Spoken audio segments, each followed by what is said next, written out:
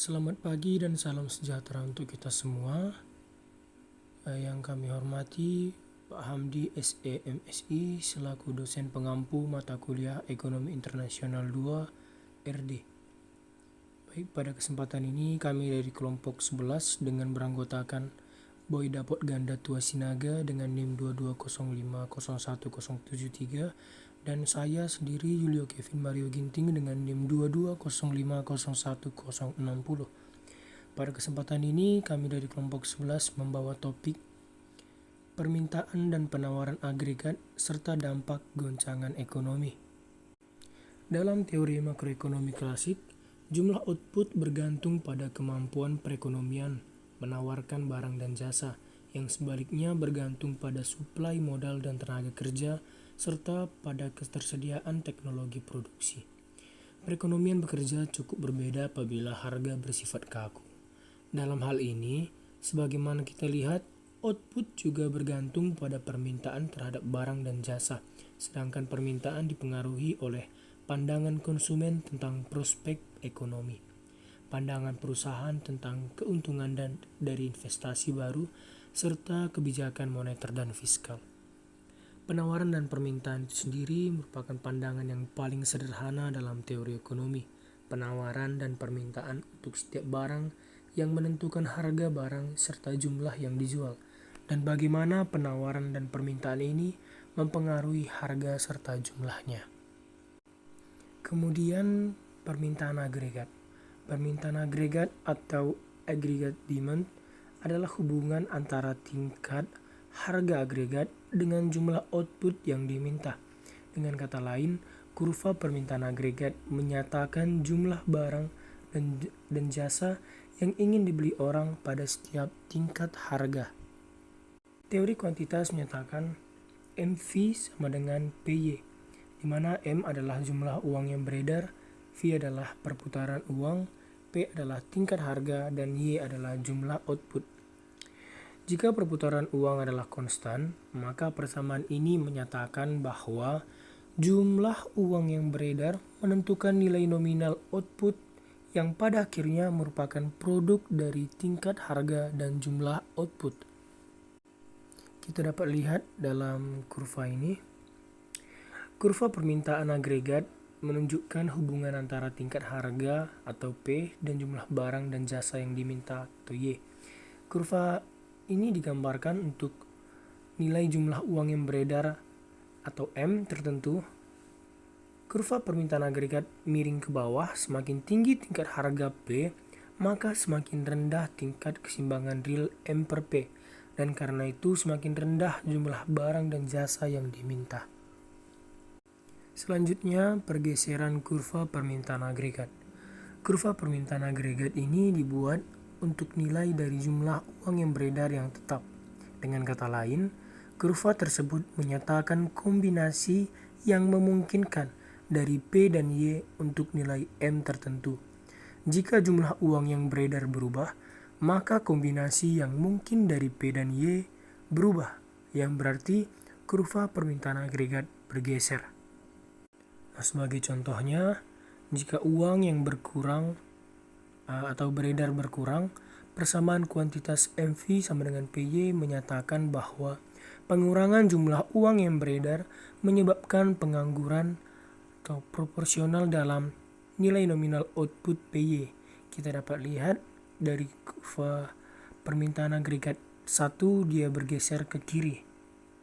Jadi permintaan agregat yang 2. Hal sebaliknya terjadi jika uang yang beredar meningkat.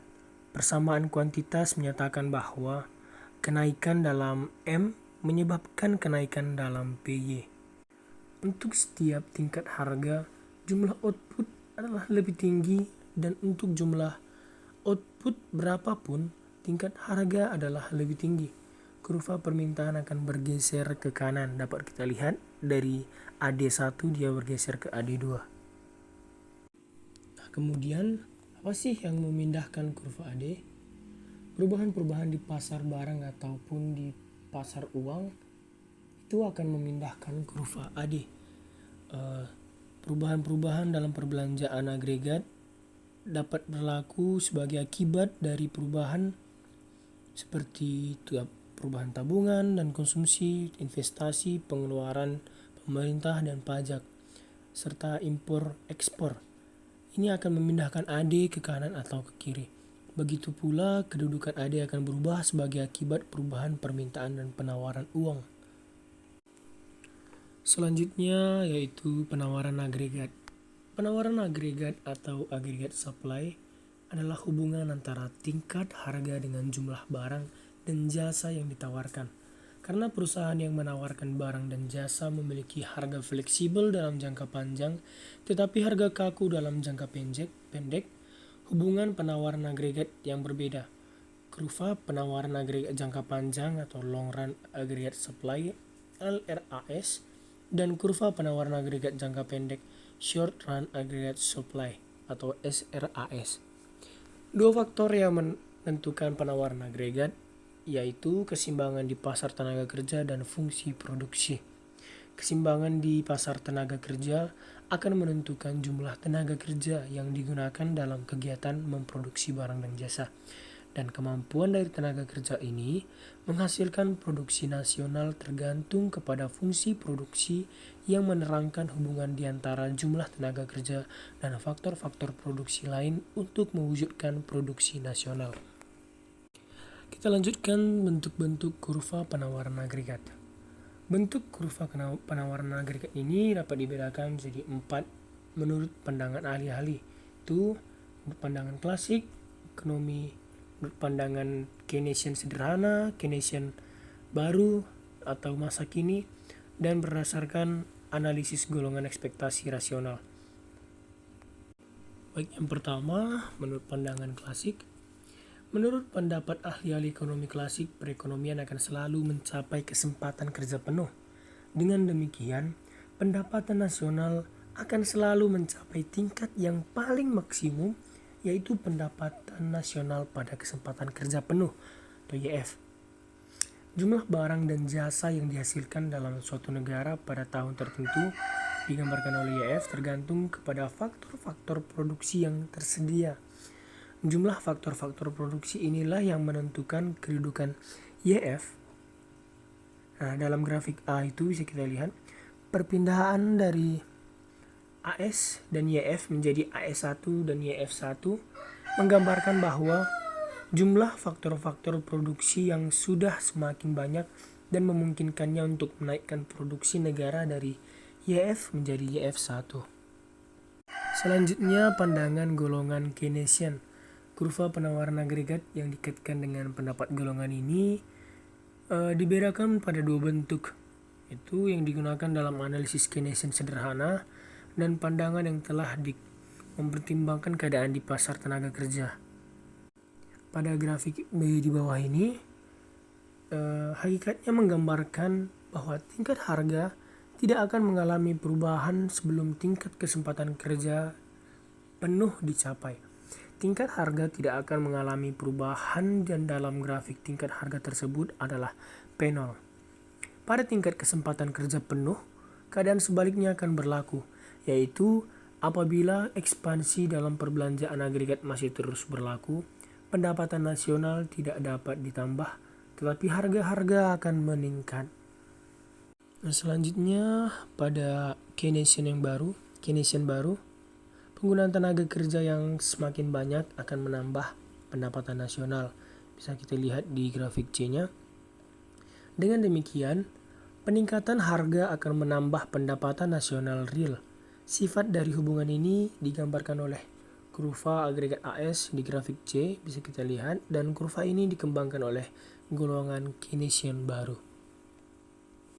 Bentuk yang terakhir yaitu menurut pandangan golongan monetaris dan ekspektasi rasional. Dalam analisis penawaran agregat yang dihubungkan dengan pendapatan golongan ekspektasi rasional atau klasik baru, perlu dibedakan di antara penawaran agregat jangka pendek dengan penawaran agregat jangka panjang. Yang dimaksudkan dengan jangka pendek dalam konsep di atas adalah jangka waktu, di mana hanya harga-harga barang dan harga bahan mentah seperti minyak yang akan mengalami perubahan. Sedangkan dalam jangka panjang, perubahan bukan saja berlaku ke atas tingkat harga-harga barang, tetapi juga ke atas harga-harga input, bahan mentah, dan faktor-faktor produksi yang digunakan dalam proses produksi. Baik, materi selanjutnya akan dilanjutkan oleh rekan saya, Boy Dapot Ganda Tua.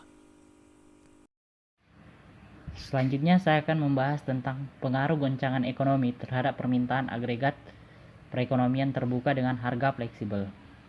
Pertama-tama kita harus mengetahui apa itu harga fleksibel. Harga fleksibel adalah suatu layanan melalui negosiasi antara pembeli dan penjual dalam kisaran tertentu. Ini adalah salah satu dari banyak strategi harga berbeda yang digunakan oleh manajemen untuk merangsang permintaan dan pendapatan. Dalam perekonomian, dengan harga fleksibel, perubahan dalam permintaan eksternal dan internal dapat lebih cepat tercermin dalam penyesuaian harga. Jika permintaan ekspor meningkat, harga produk ekspor akan naik, dan ini dapat mendorong pertumbuhan ekonomi. Sebaliknya, kenaikan tinggi dalam tarif pajak, kredit ketat, dan resesi di negara-negara mitra dagang dapat menyebabkan goncangan permintaan negatif. Itu berpotensi menggerus permintaan agregat secara besar. Selanjutnya, saya akan membahas tentang kebijakan makroekonomi. Kebijakan makroekonomi adalah instrumen yang membantu pembuatan kebijakan untuk mengatur perekonomian. Ini terdiri dari dua subset utama, yaitu kebijakan moneter dan kebijakan fiskal. Kebijakan moneter adalah kebijakan yang dikeluarkan oleh bank sentral, yaitu untuk mengurangi atau mengontrol jumlah uang beredar. Penggunaan suku bunga oleh bank sentral untuk mempengaruhi faktor makroekonomi seperti inflasi, tingkat konsumsi, pertumbuhan ekonomi, dan likuiditas mirip dengan kebijakan fiskal. Ada dua jenis kebijakan moneter. Pertama, ekspansif, dan kedua, kontraktif. Kebijakan moneter ekspansif bertujuan untuk meningkatkan kegiatan ekonomi dengan menurunkan suku bunga atau meningkatkan jumlah uang beredar.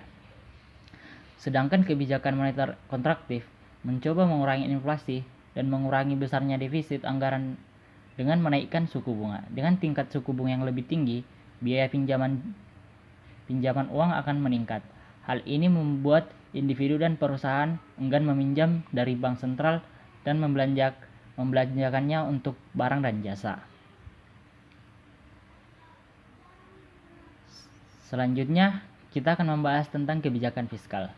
Kebijakan fiskal adalah kebijakan atau strategi yang dilakukan oleh pemerintah untuk menjaga pemasukan dan pengeluaran negara agar tetap stabil.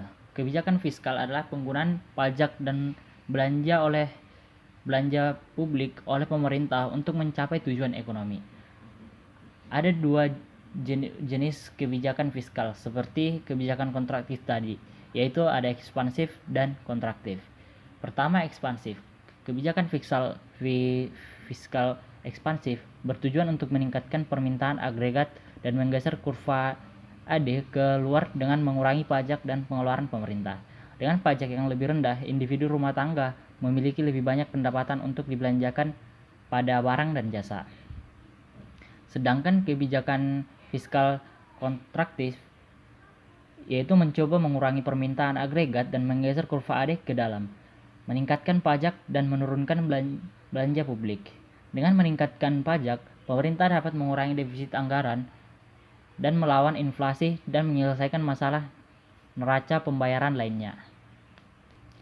Setelah memahami materi-materi yang telah disampaikan, kita akan membahas tentang hubungannya terhadap pengaruh kebijakan makroekonomi terhadap permintaan agregat perekonomian terbuka dengan harga fleksibel. Pengaruh kebijakan moneter fiskal terhadap permintaan agregat. Pertama, saya akan membahas tentang pengaruh kebijakan moneter terhadap permintaan agregat. Ada dua poin, yaitu pertama, teori preferensi likuiditas adalah teori dari John Maynard Keynes di dalam buku klasiknya yang berjudul The General Theory of Employment, yang menjelaskan bahwa tingkat bunga menyesuaikan tingkat penawaran dan permintaan. Poin pertama yang disampaikan adalah permintaan uang. Uang merupakan salah satu aset yang paling mudah untuk dicairkan. Seorang lebih memilih memiliki uang daripada aset lainnya. Ada beberapa motif orang untuk memegang uang, yaitu pertama motif transaksi, kedua motif berjaga-jaga, dan ketiga motif spekulasi. Salah satu faktor yang mempengaruhi permintaan uang adalah bunga. Poin kedua adalah penawaran uang dikelola bank sentral. Bank sentral menambah penawaran uang dengan mengubah jumlah cadangan dalam sistem perbankan melalui pembelian dan penjualan obligasi pemerintah pada operasi pasar terbuka. Penawaran uang yang tidak dipengaruhi oleh tingkat suku bunga. Ketiga, keseimbangan di pasar uang. Tingkat bunga berubah-ubah untuk menyeimbangkan penawaran dan permintaan uang. Yang kedua, kurva permintaan agregat yang miring ke bawah. Tingkat harga merupakan penentuan jumlah permintaan uang. Pada harga yang tinggi, permintaan akan uang juga tinggi, sehingga tingkat harga juga akan menaikkan jumlah permintaan suku bunga. Kenaikan tingkat harga akan menggeser kurva permintaan ke kanan. Untuk menyeimbangkan peredaran uang dan permintaannya harus menaikkan suku bunga jika uang yang beredar tidak berubah. Selanjutnya saya akan membahas tentang pengaruh kebijakan fiskal terhadap permintaan agregat. Pertama, dalam perubahan belanja negara. Kedua, efek penggandaan. Ketiga itu penerapan lainnya efek penggandaan. 5. Efek mendesak. Meskipun ada peningkatan pada belanja pemerintah mendorong permintaan agregat. Peningkatan belanja pemerintah juga menyebabkan tingkat bunga naik, di mana jika tingkat suku bunga naik akan menurunkan belanja investasi dan akan menghambat permintaan agregat. Penurunan permintaan agregat yang terjadi ketika ekspansi fiskal menaikkan tingkat suku bunga disebut efek mendesak. Keenam, perubahan pajak. Sekianlah beberapa hal yang bisa saya sampaikan. Sebelumnya saya mohon maaf sebesar-besarnya apabila ada kata-kata atau kalimat yang tidak sesuai. Sekian dan terima kasih.